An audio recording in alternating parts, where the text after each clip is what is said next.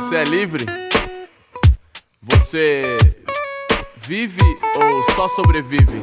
De cada calçada de concreto da cidade, cada viga que se ergue, cada vida que se segue, cada cidadão persegue a sua cota, lutando pra se manter, marcando a mesma rota, lutando pra nunca se perder. Pra não perder, não vê a cara da derrota estampada na lorota, que faz ponto a cada esquina, encostada em algum poste, pronta pra te desviar da sorte. Talvez um corte brusco na sua sina. Existem os que seguem na rotina e não enxergam ao redor. Reclame e não se coça pra tornar melhor.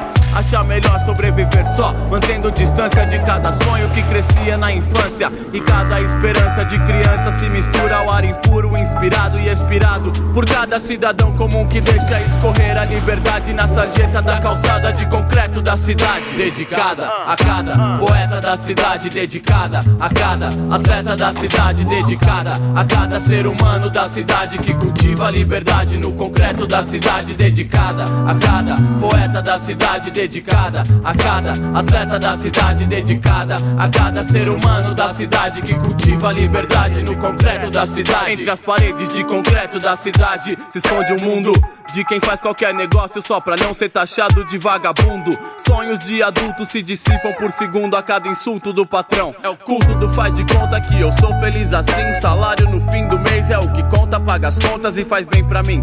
Não é o caso em que eu me encaixo. Sonho alto demais pra viver por baixo igual capacho.